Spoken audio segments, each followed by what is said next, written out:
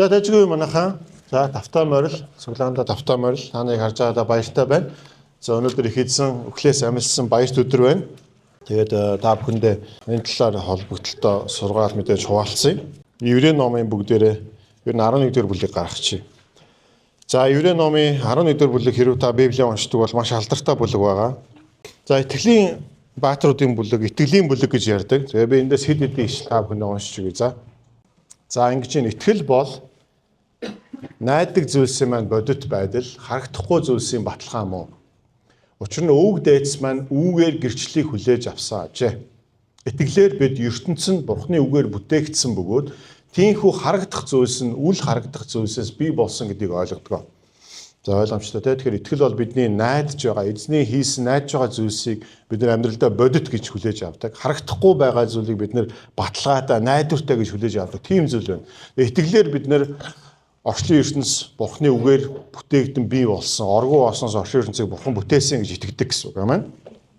Бүгдээ харцгаая. Итгэлгүйгээр таалагдана гэдэг боломжгүй. Хэн таалагдана гэдэг боломжгүй лээ? Бурхан таалагдана гэдэг боломжгүй.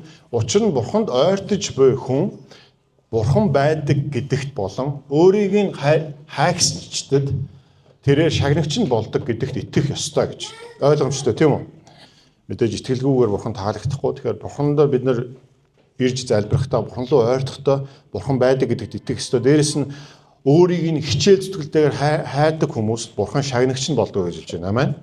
За дараагийн хэсгийг харъя. Итгэлээр Авраам өв болгон авах гэж байсан нутаг руу дуудахтаа дуулууртай байсан. Тэрээр хаашаа явж байгаагаа ч мэдлгүй гарч явсан. Эхлэл 12 дугаар бүлгээс үүнийг бид нар хардаг тийм үү? Итгэлээр тэр адилхан амлалтыг хамтран өвлөгчд болох өөрийнхөө Исаак, Ачхүү, Яаков нартай хамт майханд амьдарч амлалтын газарт харийн нутагт буй мэд суусан. Хариу хүмүүс шиг суусан байна тийм үү? Учир нь Авраам суур бүхий хотыг хүлээж байсан юм аа. Түүнийг зохион бүтээгч ба барилгач нь Бурхан юм аа. За энэ дээр юу гэж байна гэвэл Авраамд Бурхан амлсан нэгэн газар нутгийг амлсан тийм үү? Сүү балаар бэлгсэн Канаан нутаг тийм үү? Тэрхүү амлсан нутагтаа очисон. Тэрхүү амлсан нутагтаа амьдарсан. Түүний хүүхдүүд болох Исаак, түүний ачхүү, Яаковын тэд нар бас байсан. Гэхдээ тэр амлсан нутаг тэд нар харийнхан мэт оршин сууж исэн. Яагаад гэвэл хэдий Бурхны амлсан өгсөн тэр газар нутагт амьдарсан ч гэсэн тэд нар өөр нэгэн хотыг, өөр нэгэн газар нутгийг харж исэн. Тэрний юу гэж байна?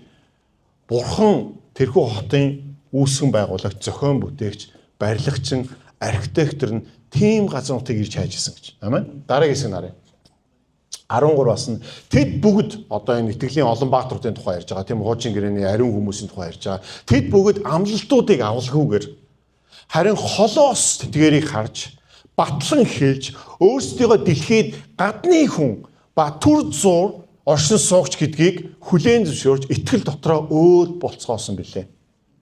Хуучин гэрээний эзэнд итгэсэн хүмүүс бүгдээрээ тэд нар ирээдүйд тэр Бурханаас амлалтыг хүлээж ирсэн. Гэхдээ тэд нар амьдралдаа тэр амлалтуудыг хүлээж аваагүй. Гэхдээ тэдний хувьд итгэлэнд бодиттой байсан. Нөгөө найддаг зүйлсийг бодит болгоод харахгүй зүйлсээ баталгаатай болгоод ийхүү амьдарч исэн. Тэгэхээр тэд нар энэ дэлхий дээр амьдарч байхдаа гадны хүн мэт түр оршин суугч мэт дээр амьдарч исэн тухай ярьж.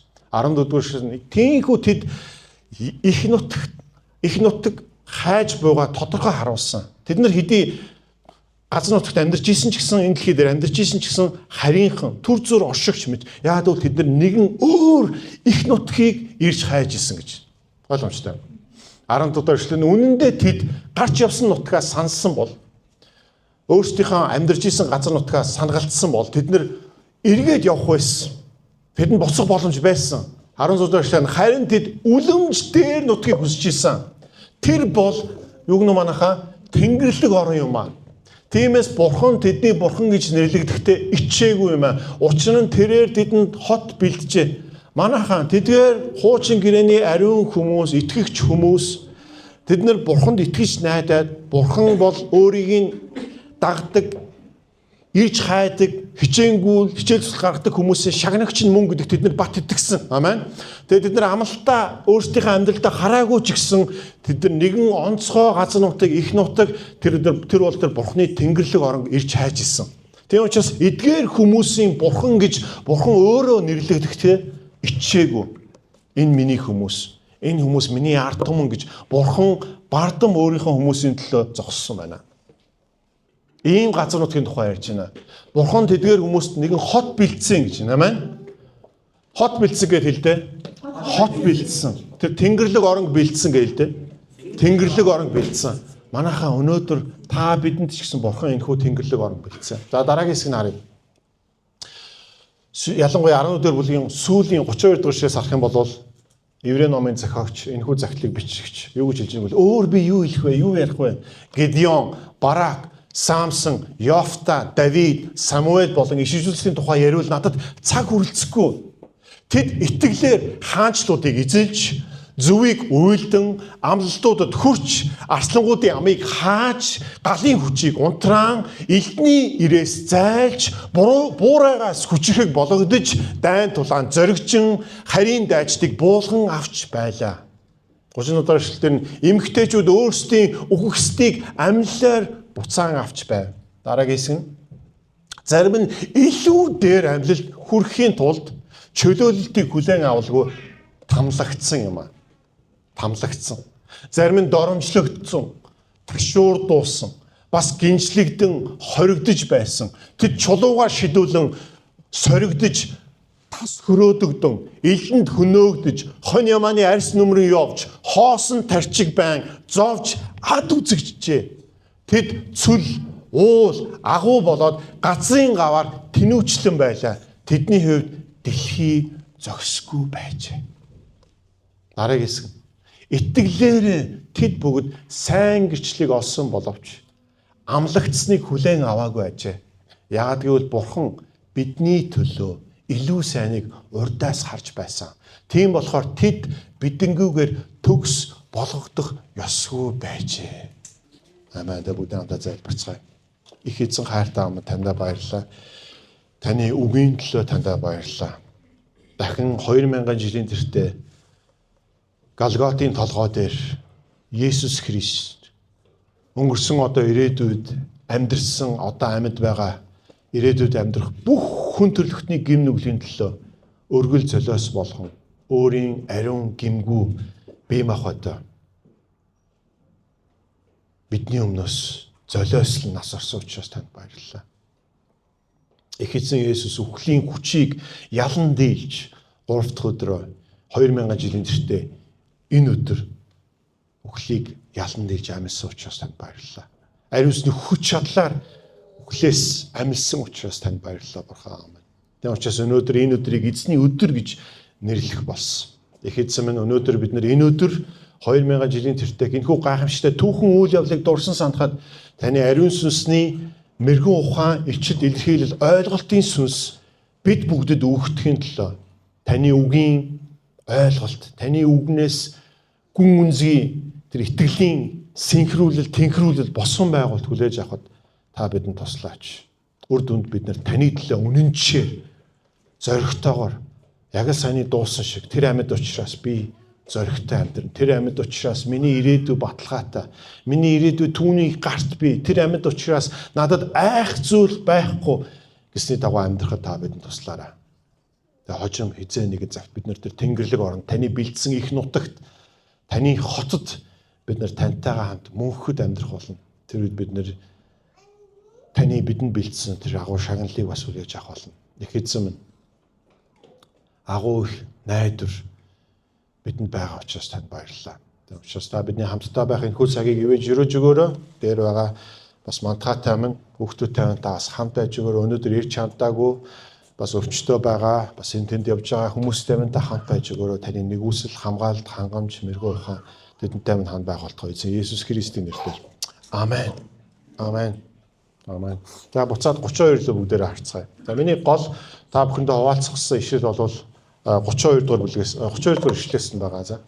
Тэгэхээр дахиад хэлье. Еврей ном бол ямар хүмүүс бичигдсэн бэ гэвэл 1-р зуунд итгэлээсээ болж маш ихээр хавчигдсан, маш ихээр зовлон зүдгүүр амсаж байгаа. Итгэлээсээ бүр урвах тиймэрхүү аюулт байдалд орсон хүмүүс зориулж бичигдсэн захидал байна гэсэн. Амен. За өнөөдөр бид нар өөрсдөө 2000 жилийн тэртээ ялангуяа Монголд амьдарч байгаа итгэж хүмүүсийн үед бид нар энэ еврей номын загтлыг бичсэн тэдгээр хүмүүсийн амьдралтай өөрсдөө харьцуулах юм бол бид нар эдгээр хүмүүсийн амьдралын хаанч хүрхээргүй тийм хавчлаг дарамтыг бид нар мэдрээгүй. Амен. Гэхдээ өнөөдөр дэлхий дээр бас итгэлээсээ болж амиа алдж байгаа, гэр орон шатаагдж байгаа хавчлаг дарамт зовлон эдэлж байгаа хүмүүс байгаа. Амен. Миний таньдаг найз нөхдүүд ч гэсэн байгаа. Та нар зөвхөн Төв Азид, ойрхон орнуудад исламын шашинтай орнуудад ийм зүйл болдог гэж бодож магадгүй үгүй. Аз нухан далайн зарим орнуудад хүртэл болдог. Би өмнө ярьжсэн Бутан, Лаос, Мьянмар гэх орнуудад ийм зүйлүүд болдог. Энэ итгэгч гэсэн ийм зүйл болдог. Итгэлээсээ болж хүмүүс зовлон зүйлээр амьдарч байгаа зүйл болж байгаа. Тэгвэл өнөөдөр бид нар итгэлээсээ болж нэг их зовлон зүйлээр амсаагүй бидний хувьд энэ ямар хамааралтай юм бэ гэж бодож болох юм. Зөв. Гэхдээ биднэрт өөр янз бүрийн асуудлууд байгаа юу? Амьдралын асуудлууд байгаа. Амьдралын зовлон зүдгүүр байгаа. Тийм үү? Амьдралын хүндрэл бэрхшээлүүд байгаа. Тийм биз дээ. Ирээдүйтэй холбоотой санаа зовнил, санаа зовлт эдгээр зүйлүүд бидний амьдралд байгаа. Тийм учраас энэ үг биднэрт өнөөдөр ч гэсэн хамааралтай гэсэн. Яг бол энэ еврей ном энэхүү загтал итгэж хүмүүс зориулж бичигдсэн байгаа. Тийм учраас танд надад хамаатай гэсэн. Амен. Хамаатай. За тэгэхээр түрүү хэлсэн итгэлийн бүлэг, итгэл гэж юу вэ тухай ярьчин тийм үү? Итгэл гэдэг бол бид нар найдаж байгаа. Гэхдээ амьдралдаа бодит гэж хүлээж авч байгаа. Тийм биз дээ. Есүс таны төлөө, миний төлөө загалмаа дээр амиа өгсөн гэж та итгэж байгаа юу? Үүнийг бодит гэж хүлээж авч байгаа юу? Амен. Тийм үү? Бид нар харахгүй байгаа шүү дээ. Бурхан бол харагдахгүй тэр сүнс эзэн шүү дээ. Тийм биз дээ. Гэхдээ бид нар харагдахгүй бурханд итгэдэг. Харагдахгүй бурханд итгэсэн та нар бүр ивэлтэй, ерөөлтэй гэж Библиэлд хэлж байгаа. Амен. Тэгэхээр бид бүгдээр итгэж хүмүүс, бид итгэлээр амьдардаг. Амен. Тэгэхээр хуучин гэрээний хүмүүсийг харах юм бол эдгээр хүмүүс ирээдүй рүү харж итгэсэн. Хинд тэр ертөнцийн төлөө амиа өгөх тэр хураг, тэр зөргөл золиос бие махбодоор өгсөн Есүс Христэд итгэсэн. Урагшаа харж. Харин одоо бид нар шинэ гэрээнд амьдарч байгаа 21-р зуунд амьдарч байгаа хүмүүсийн үед бид нар арагшаа харж бид нар итгэж байгаа гэсэн. Амен. Тийм учраас эдгээр хүмүүс хуучин гэрээнд амьдарч байгаа хүмүүс урагшаа харж итгэж байсан. Тэдгээр хүмүүстэй бурхан байсан уу? Бурхан тэр үед амьд байсан уу? Амьд байсан. Амен. Одоо ч амьд. Бурхан тэр хүмүүстэй хамт алхсан уу? Алхсан. Авраам бурхны бүр найз гэж нэрлэгдэж байгаа. Амен. Тэдгээр хүмүүсийн амьдрал асуудал хүндрэл бэрхшээлүүд байсан. Бурхан хамт алхсан хэвээр байсан. Зарим нь өөрсдийнхөө амьдралдаа чөлөөлөлт, аврал, гайхамшгүүдийг харалгүйгээр итгэсэн хэвээр нас орсон. Зарим нь амьдралдаа гайхамшигтай чөлөөлөлт, аврал, бурхны мотор ажиллахыг харсан гэсэн.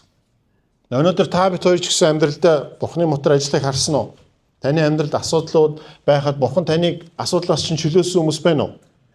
Бурхан танд тусламж болсон.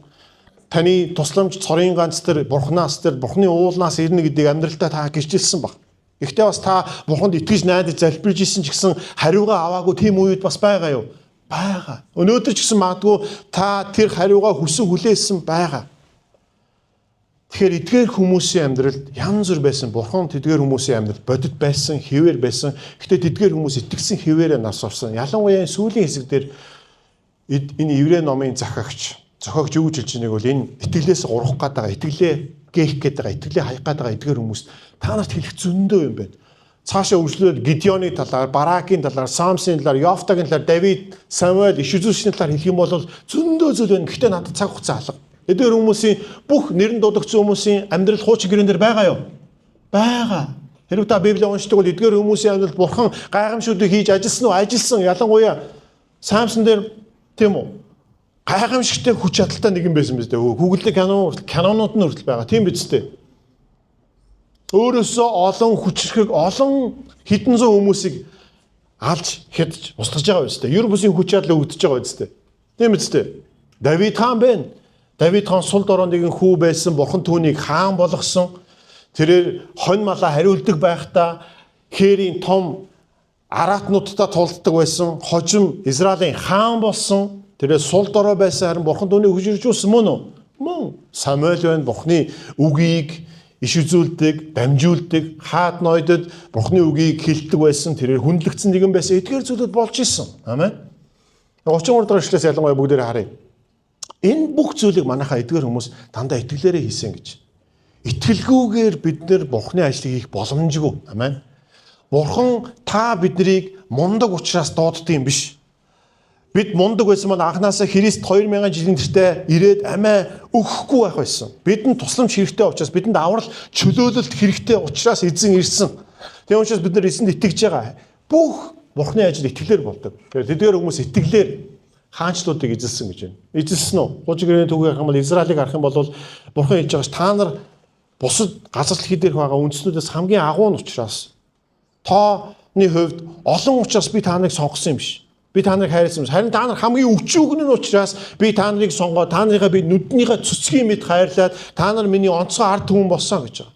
Израилаар дамжуулаад Бурхан гим нүгэлтэй хүүхдүүдээ цовдлдог, хүүхдүүдээ шатаадаг, хүүхдүүдээ худал бурхтуудад өгдөг, хүний амийг юм чинээ боддгоо, алж шалдаг, устрадаг байсан тэдгээр үндэстнүүдийг Бурхан өөрийнхөө сонгосон, гаргаж ирсэн Израиль үндэстэн ард түмнээр дамжуулж зөв шударгыг хэрэгжүүлсэн үү? Хэрэгжүүлсэн ийм зүйлүүд болсон манайхаа.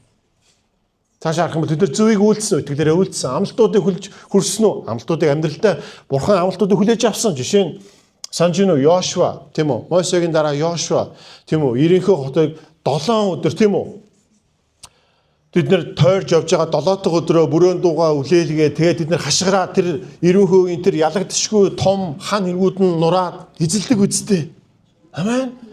Бурхан өөрийнхөө амлалтуудаа харуулсан, бодит итгэмжит гэдгээ харуулсан, арслангуудын амыг хаасан хэн бодогдож байна? Даниэл мөн үү? Даниэл арслантаа нүхэнд хаягдсан биз дээ. Тэгсэн чи яадаг вүлээ? Хажууд нь арслан түүнийг барьж идэж чаддаггүй. Зөвхөн Даниэл биш, Давид хаан байна, өөр бусад түүхүүд байгаа, Самсон байна, тийм үү? Арслангуудын амыг хааж ирсэн. Хүний үед боломжгүй зүйл, Бурхны үед боломжтой. Эдгээр хүмүүс Бурхандаа итгэсэн, Бурхантай үнэнч, Бурхантайгаа хамт алхсан, Бурханд эдгээр хүмүүсийн шагнагч нь мөн гэдэгт итгэсэн учраас Бурхан тэдний амьдрал гайхамшигтыг хийсэн. Галын хүчийг нураасан гэж, унтраасан гэж. Хин галын хүчийг унтраасан юм?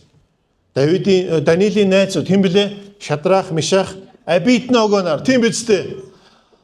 Тэднийг Небухаднецар галтаа зоогонд хайдаг. Тэгсэн чи яадаг вүлээ? Нөгөөдөл нь гурлаа байсан чи харсан чин дөрөвдөх нэгэн хажууд нь байж ин харахад Бурхны хүн хүү шиг нэгэн тэдэнтэй хамт байна. Тэгээд зуухнаас гарч ирсэн чи тэдний хувцаас нь ямар ч түлэгдсэн үнэр танаар байхгүй. Тийм биз дээ. Гайхамшиг. Өнөөдөр энэ зүйл боломжгүй шүү дээ. Тийм биз дээ. Та нэг шүдэн цусаагаал эсвэл нэг жожгол асуугаал гараа тавихад яаж халдаг вүлээ? Манайхаа Бурхан гайхамшигтыг хийж ирсэн. Дүрлэлсэн зуухнаас аварж ирсэн. За дараа нь юу гэж чинь? Элдний ирээс зайлсан гэж. Бурхан ийм зүйлүүдийг хийсэн үү? Тийм биз дээ. Түүний хүмүүс нь дайн дажинд тийм биз дээ. Амьд үлдсэн. Жишээ нь Давид хаан байна, тийм үү? Тэгэхээр Давид хааны найз нь Йонатан байсан санаж байна уу? Йонатын түүхийг санаж байна уу? Йонатан юм блэ? Саул хааны хүү байсан санаж байна уу? Аав нь Давидыг алах гад байтал харин Саул хааны хүү Йонатан Давидын найз нь байсан, тийм биз дээ. Бурхан түүнтэй хамт үдийг хүлээн зөвшөөрсөн. Гэхдээ харамсалтай нь тэрээр бас амиа алдсан. Буруугаас хүчрэг болсон. Бид нар байсан тийм үү? Бүгдээрээ сул дорой. Бид нар өнөөдөр бүгдээрээ сул дорой. Эзэнгүүгээр бид нар хинч биш. Гэхдээ бид нар эзэнд найдаад бид нар хин нэгэн болсон, Бурхны хүүхдүүд болсон, бид нар хүчрэг болгогдсон. Энэ зүйлүүд жишээнүүд амиж ирчүүд байна. Тулаанд бид нар зоригдсон, харийн дайждыг буулга авсан гих мэтчлэн 37 дугаар эшлэлээр маш сонирхолтой манайхаа хардаа. Эмэгтэйчүүд өөрсдийн үхсдийг амьлаар буцаа авсан гэж. Хиний тухай ярьж юу гэж бодож байна манайхаа? Хуучин гэрээний хаадын дээд номын 4-р бүлэг, хаадын дэд номын 17-р бүлэг дээр харах юм бол хоёр нэгэн эмэгтэйн тухай ярьдаг. Эхнийхлээд нэгэн бэлэвсэн эмэгтэйн тухай ярьдаг. Бурхны зарц ишүүлэгч Илия түүний хүүгийн амьлуулдаг санаж гинөө. Үхсэн хүнийг амьлуулж байгаа шүү. Хоёрдугаарт нь тэр шүнэм тэ монголоор юу гэж шунаа маань англиар шунаа маань монголоор шүнэм эмэгтэй билүү тэ. Тэр эмэгтэй хүүг бас Илишагийн зарц, Илиягийн зарц Илиша амьлуулдаг санаж гинөө. Эмэгтэйчүүд Библийг мэдгүй манайхаа. Библийг уншдаггүй. Амьлуулсан. Тэд нар үхсдээ хүлээж авсан. Дараагийн хэсгийг хардаа манайхаа. Тэгсэн чи зарим нь яасан гинөө.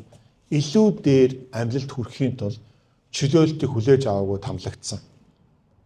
Библийн тайлбарыг би энэ дээр уншсан. Олон бас зарим Библийн тайлбарч нар юу гэж хэлж байгааг бол та сонсч ирсэн 400 чимээгүй жил гэж сонсч ирсэн үү?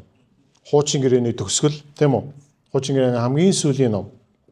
Шинэ гэрээний Матай ном. Энэ хоёрын хооронд 400 жилийн чимээгүй үе гэж байдаг. Энэ үед Израилийн ард түмэн маш ихээр зовлон амссан. Тэгээ энэ үед нэгэн үйл явдал болж исэн. Одоо Макабес гэдэг номон дээр 2 дугаар Макабес номын ялангуяа 7 дугаар бүлэг дээр нэгэн түүхийн тухай ярьдаг. Тэр түүх юу вэ гэвэл нэгэн 7 хүүтэй эмэгтэй байсан. Ээж хүн байсан. Тэр үед тухайн үед одоо Антиох 4-р Эпифанес гэдэг Сирийн харгас догшин хүчирхийлэгч нэгэн хаан байсан. Тэр хаан яасан бэ гэвэл хүмүүсийн өмнө үзүүлэн хийдэг байсан. Тэр хүн яасан бэ гэвэл Израилийн ард түмэн еврейчүүдийг гаргаж ирээд та нар өөрсдийнхөө бурхны эзнийхээ эсрэг та нар өчөх юм бол та нар итгэлээсээ ургах юм бол та нарт би шагнал өгье, та нарт би их мэдэл өгье, байр суурь өгье, эд баялаг өгье гэж амладаг байсан. Тэгээ нэгэн удаа энэ босон явдал шүү манайхаа босон явдал. 7 хүүтэй нэгэн ээж. Тэр хүн яагаад тэр хүн бэ гэвэл яагаад тэд нар тухайн нийгэмдээ хүндлэгдсэн, еврейчүүдийн дунд хүндлэгдсэн тийм нэгэн гэр бүл байсан. Тэгсэн чинь гаргаж ирээд хамгийн том үгээс нь энэ гахаа мах ид.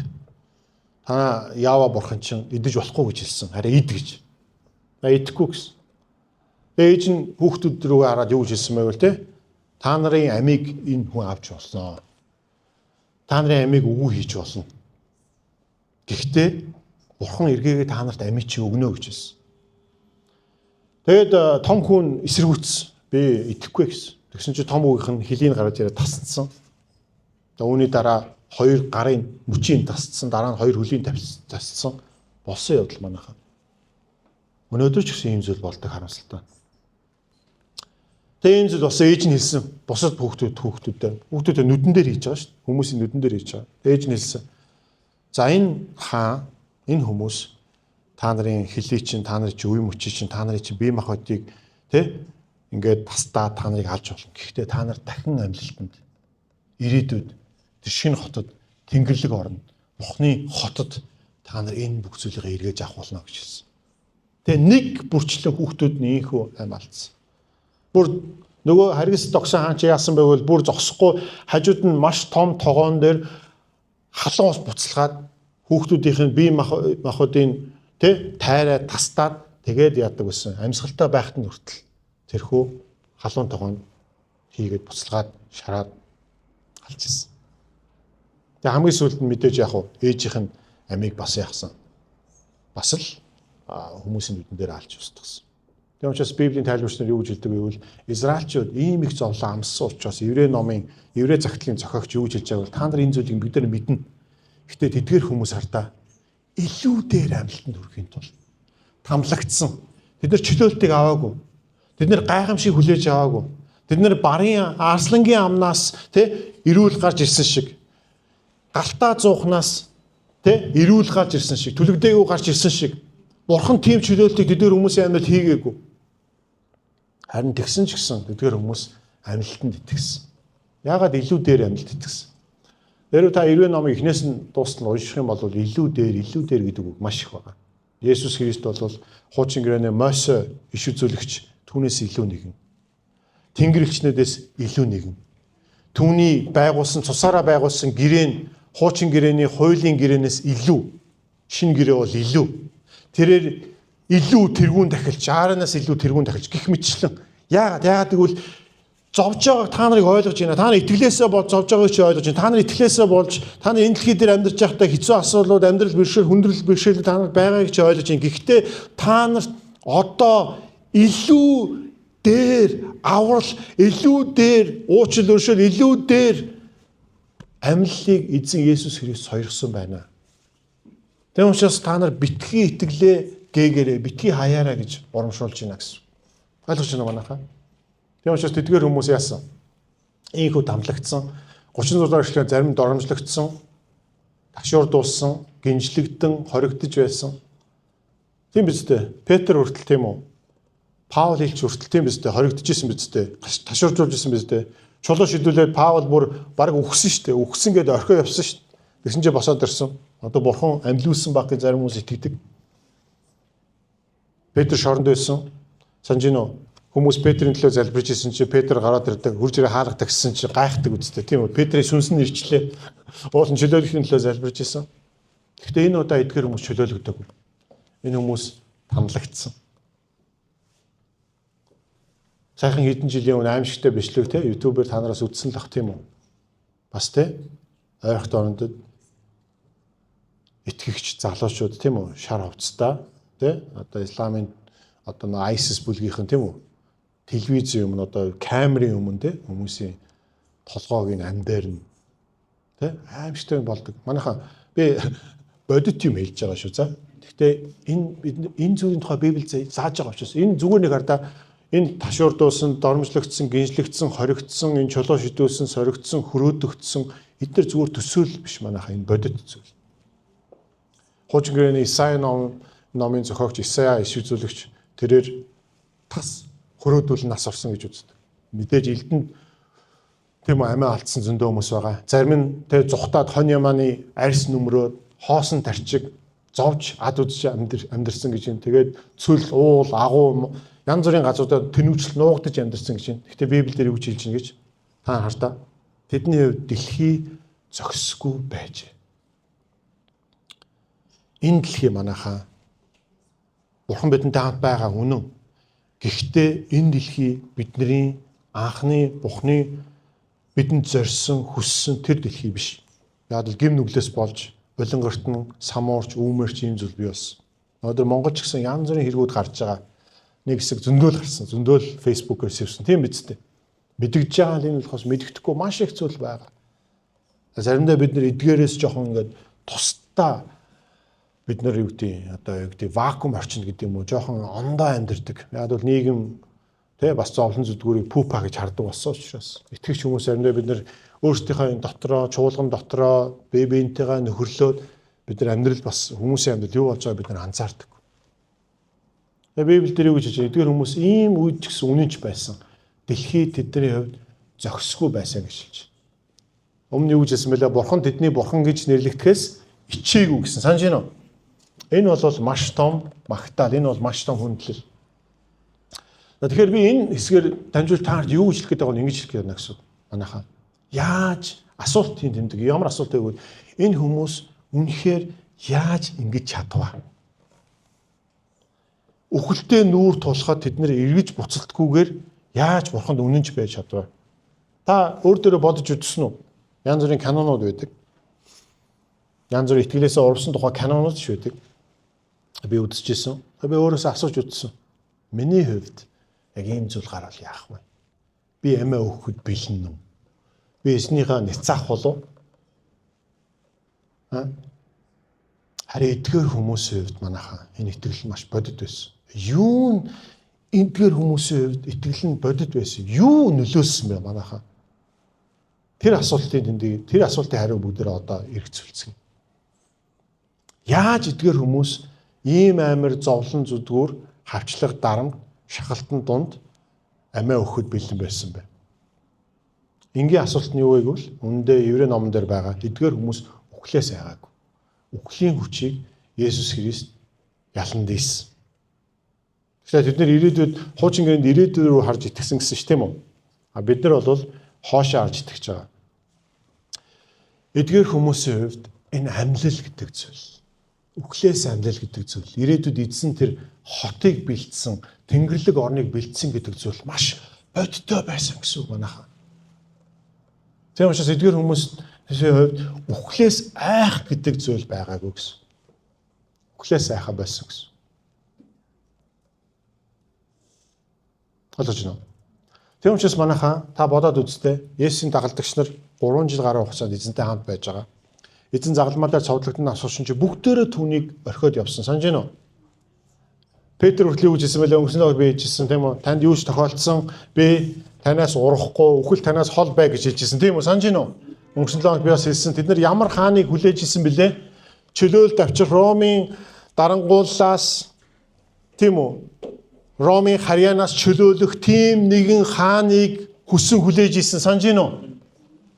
Тэгсэн чи Есүс нь тэр хаан нь тэдний төлөө өхөн гэхээр тэд нар хүлээж авахгүй бид нар хүлээж авахгүй юу яриад байгаа ийм зүйл болохгүй гэсэн. Тэгээ загалмаа дээр энэ зүйл болсон манайхаа. Эзний цовдлон нас алсан. Тэгсэн чи яасан? Амьдрал нь нурж байгаа юм шиг, хөмөрж байгаа юм шиг тэдгээр хүмүүс яасан? Түүнээс буруулсан, нүур буруулсан.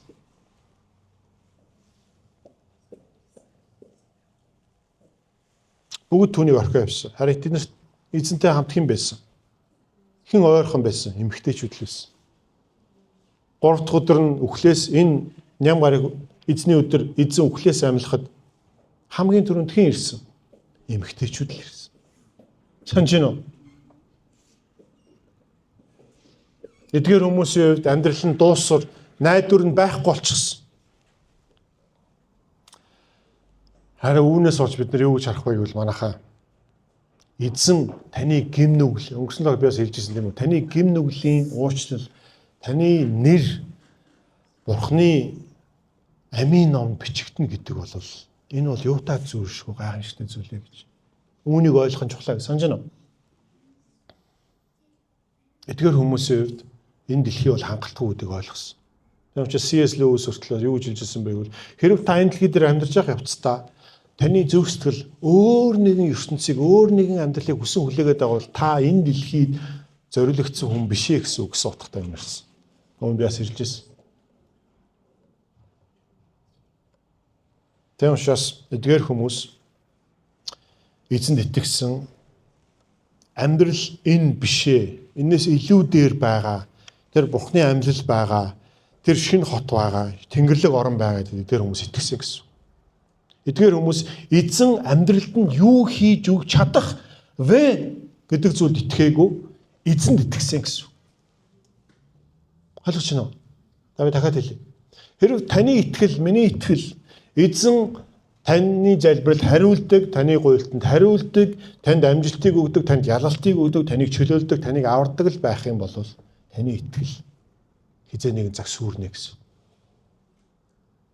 Мэдээж заримдаа би хийсэн, ихэнд хийсэн. Таны амьдрал минь л эзэн гайхамшигтыг хийсэн үү? Хийсэн. Өөрчлөлтүүдийг, чөлөөлтүүдийг хийсэн үү? Хийсэн. Ийм зүйлүүд болсон. Гэхдээ тийхгүй байх үе байна. Зовлон бол хэцүү асуудал. Миний найз нөхдийн зарим хүүхдүүд эмчнэрийн буруугаас болж, төрхийн хүндрэлээс болж хүүхдүүд нь хөгжлийн бэрхшээлтэй өнөөдөр зовж амьдарч байгаа тийм найз нөхдөд байдаг. Би тэр найзуудыгаа би хүндэлдэг. Би яагаад тийм болсныг мэдэхгүй. Тэгэхдээ та боддоо би тэр хүмүүсийн оронд өөрийгөө бодоод үзвэл аав хүний хувьд, эцэг их хүний хувьд миний залбирал юу байх бол тэр хүүхдүүдийнхээ эрүүл мэнд, эдгэрэл, чөлөөлтийн төлөө л биш. Тэр хүмүүс чинь олон жил залбирж ш тэр хүүхдийн төлөө. Хэрвээ итгэл нь зөвхөн Бурхан миний залбиралд хариулна, Бурхан намайг чөлөөлнө, аварна, сайн сайхан зүйлийг л надад өгнө гэж итгэсэн бол миний бодлоор эдгээр хүмүүс тэгж амьдрах боломжгүй баха. Хэцүү баха. Тэр итгэл хуурамч баха. Тэгэл өнөөдөр заримдаа бид нар ярьдаг нөгөө гандан хийдэ итгэлээрээ Монгол итгэгч хүмүүс эзэнд итгэсэн итгэл юу гэвэл эзэн надаа юу хийх вэ гэдэг л итгэл. Энэ бол өрөвдөлтөй итгэл. Энэ бол хямдхан итгэл. Харин жинхэнэ сайн мэдээг ойлгосон хүмүүсийн хувьд, жинхэнэ төлөвлөсөн хүмүүсийн хувьд эзэнд итгэж байгаа. Эзэн надаа хийсэн ч хийхгүйсэн ч, өгсөн ч өгөхгүй байсан ч би эзэнд итгэнэ гэсэн. Би өмнө ярьж ирсэн маань найз олон жилийн өмнө ярьж ирсэн. Бараг ойлгох чин сэтгэлээсээ. Эзэн намайг ивэхгүй байсан ч, эзэн намайг өрөөхгүй байсан ч, эзэн надад амжилтыг өгөхгүй байсан ч би эзэнд итгэсэн хэвээр байх болно. Эзэн намайг аварсан хангалттай гэдэг. Тэгвэл хэсэг нөхцөд бид нар тэрийг сонсчоод тоглоомоор юу хийсэн бол чи өстө үнэхээр аврагджээ гэж. Гэтэл өөр бас манай суглааны нэг хэсэг явдаг байсан нэг залуу надад юу хийсэн бэвэл Бурхан намайг яагаад ивэхгүй байна? Бурхан намайг яагаад өрөөхгүй байна? Миний бизнес яагаад амжилттай болохгүй байна? Бурханаас нүрэг оруулж ирсэн. Асарт хоёр том ялгаа байгааз. Таны итгэл хаана вэ? Миний итгэл хаана вэ? Эдгээр хүмүүсийн хувьд амьдрал нь өвхлийн ирмэг дээр тулчаад байгаа. Үр хүүхдүүд нь нүднийх нь өмнө яргалуулж, тасдуулж, ам дээр шарагдаж, буцлуулж тийм үү? Эзний төлөө амиа өгч. Та бидний итгэл ямар байх вэ? Та бидний итгэл зөвхөн эзэн юу хийж чадах вэ гэдэгт л байх уу? Эсвэл үнэхээр эзэнд итгэсэн байх уу? Есүсийн 12 дагалдагч нь мэдээж Юдас түүнээс нүр буруулсан. 11 нь яг үнэндээ загалмаа дээр цовдлогдсон насрахад хамт байгаагүй. Тэдний сүрл байсан. Тэд бүгдээрээ айсан. Петр бүр хараасан биз дээ. Энэ үнийг би танихгүй. Чиний дуу хоолой акцент чинь тийм үү? Чи Галилех мөн л байсан чи юу яриад байгаа тийм үү? Би энэ үнийг танихгүй пупа гэж хараагаад явж байгаа. Наадад эдгээр хүмүүсийн амьдрал эзэн юу хийж өгөх бол эзэн чөлөөлтийг өгөх бол эзэн найдвар ийм зүйл байсан.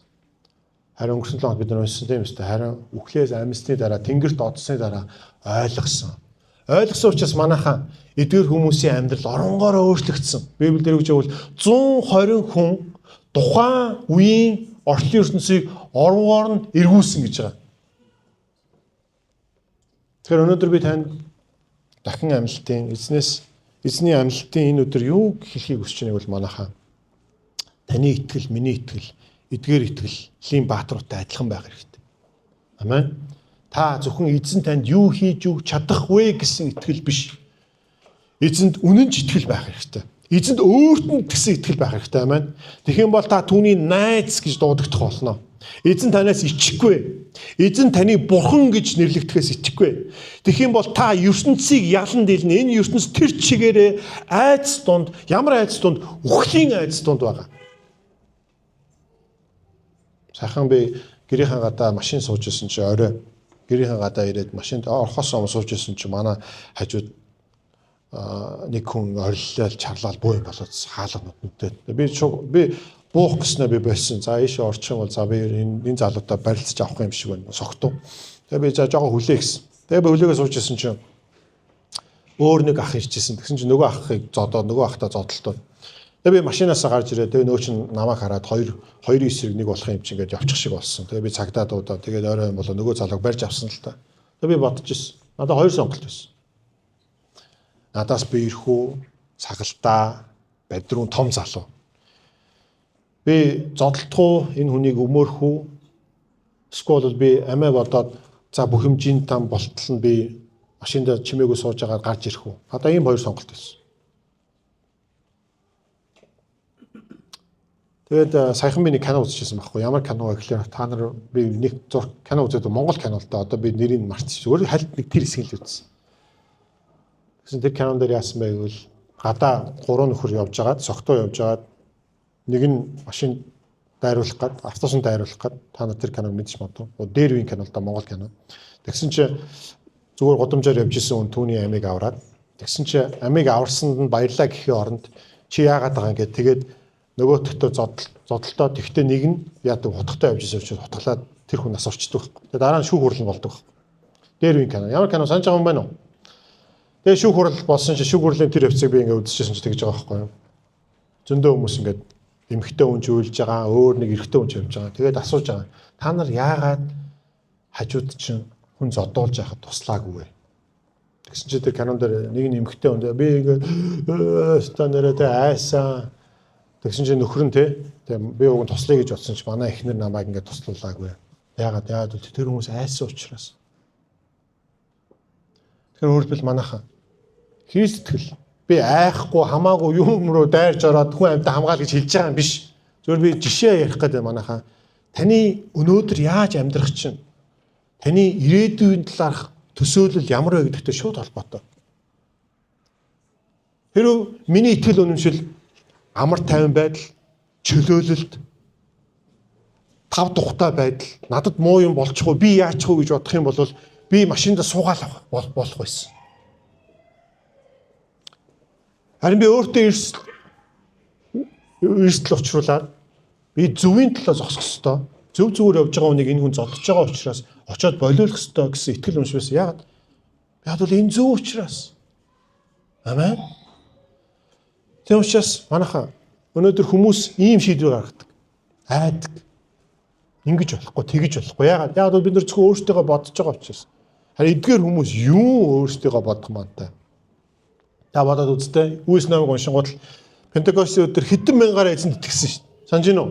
3,000-аараа, дараа нь 5,000-аараа, олон мянгаараа. Та үхлээс айхгүй итгэлтэй байж болно. Та Есүс Христийн амьлалтанд итгэж болно. Яагаад гэвэл манайхаа Есүс амьсан нь үхлээс амьсан нь үнэн бодиттой түүхийн баримт үйл явдал учраас. Тэгвэл 120 хүн тухайн орчлын ертөнцийг өөрчлөх боломжгүй.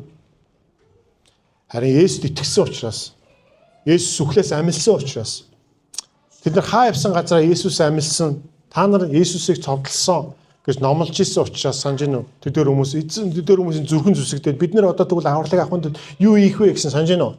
Гэсэн чи Петр гэдэг гэмшицгээ те та нар Есүсийн бэлгийг авах болно гэсэн. Манайха Есүс Христ үхлээс амьлаагүй болвол хэдэн зуугаараа хэдэн мянгаараа хүмүүс эцэнд итгэхгүй байх байсан. Харин энэ бодит учраас, энэ түүхийн үнэн учраас. Зарим номон дээр юу гэж ярьж байгаа вэ? Зарим хүмүүс юу гэж ярьж байгаа вэ? Хэрв та Есүсийн амьдлалтанд итгэхгүй болвол нэгсэндээ та оё буюу оё гэж мэдгүй англиар on your own буюу таны хувьд амьдрал та өөрийнхөө эзэн байж болно гэсэн. Тэгэхээс өөр арга байхгүй. Харин Есүс Христ үхлээс амьсан юм бол энэ нь түүхийн баримттай үйл явдал юм байна. Юм байна гэдэгт итгэх юм бол танд найдвар байна, танд аврал байна гэсэн. Ойлгож байна уу миний ярьж байгаа? Есүс үхлээс амьлаагүй гэж итгэх нь амьлсан гэж итгэхээс хэцүү болж байгаа. Яа тэгвэл түүхийн бүх баримт Есүсийг амьлсан гэдэг рүү харуулж байгаа учраас. Ойлгож байна уу манайхаа? Тийм учраас Есүс амьлсан гэдэг нь маш бодиттой байсан учраас эдгээр хүмүүсийн амьдрал өөрчлөгдөд эдгээр хүмүүс үхэхэд бэлэн байсан. Тийм учраас Есүсийн бүх дагалчнаар бүгдээрээ Иоханоос бусд нь бүгдээрээ амиа алдсан. Иохан өндөр настай да. Бусд нь бол эзэнд үйлчилж байгаа хаа нэгтэй амиа алдсан. Илч Паул хүртэл амиа алдсан. Петр хүртэл амиа алдсан. Петрийн талаар та сонсч байсан биз дээ.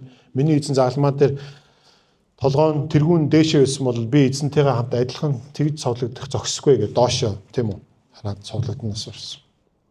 Яаж ийм зүйл бодиттой байд юм бэ?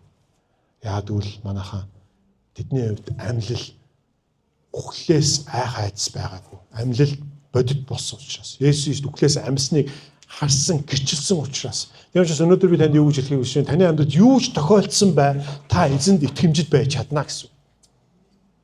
Таны амьдрал шөлөөлт байсан ч, ялалт байсан ч, амжилт байсан ч байгаагүй гэж та эзэнд итгэмжид байж чадна гэсэн. Яагаад бол та ирээдүйд тэр тэнгэрлэг орон, тэнгэрлэг хотыг хайж байгаа учраас. Амен. Тийм учраас нөгөө Даниэлийн найзууд ингэж хэлсэн ар да. Нөгөө нэг галтаа зоогонд хаягдахын өмнө Шадрах, Мишах, Абедnego нар эзэнд хаанд юу гэж хэлсэн байвал Небухаднецараа энэ хэргийн талаар танд хариулах хэрэг бидэнд байхгүй. Ямар хэрэг байсан? Та нар миний өмнө сүгд тийм үү? Миний босгосон алтан тэр хөрөгт мөргөөл гэж байгаа. Тэгсэн чинь бидэнд хариулаад байх юм байхгүй. 17 дугаар эшлэл. Бидний үйлчлдэг бурхан биднийг аврах бол дүрлэлсэн галтаа зуухнаас ч хаанд нь таныг гараас ч биднийг аварна. Аврыг үл бурхан аварна гэж хэлж байна. 18 дугаар эшлэл. Гэхдээ хэрв тихгүй байсан ч аврахгүй байсан ч өө хаантаа бид таны бурхтад үйлчлэхгүй таны боссон алтан хөрөгт мөрөхгүй гэдгийг та мэдсүгэ гэж. Вау.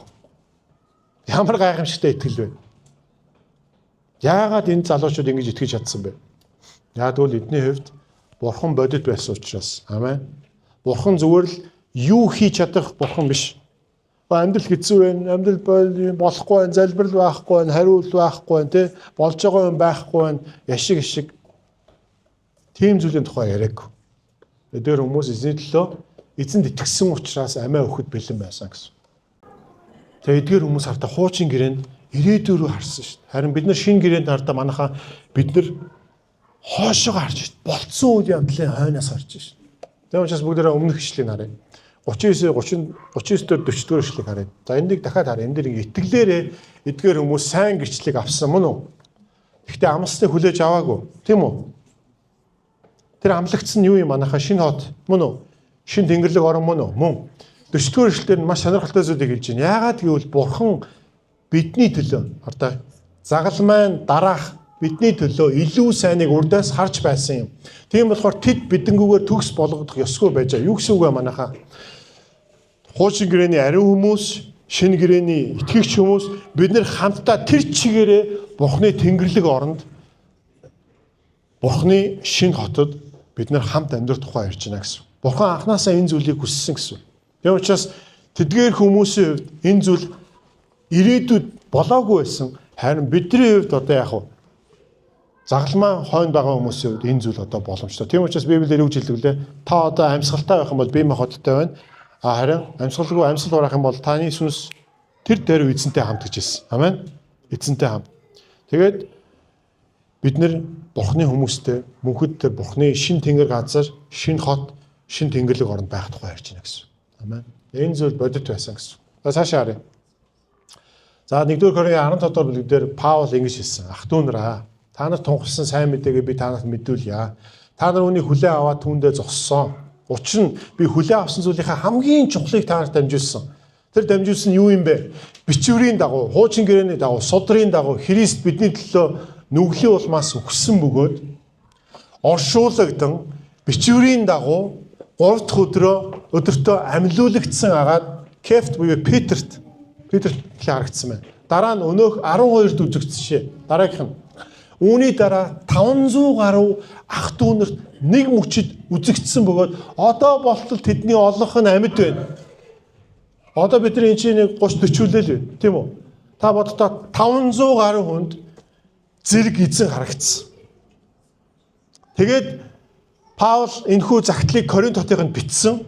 Энэхүү бичиж явах 1-р загтал дээр энэ загтлыг бичиж явах хэвчээд энэ 500 гаруй хүмүүсийн олонх нь одоо ч гэсэн амьд байна.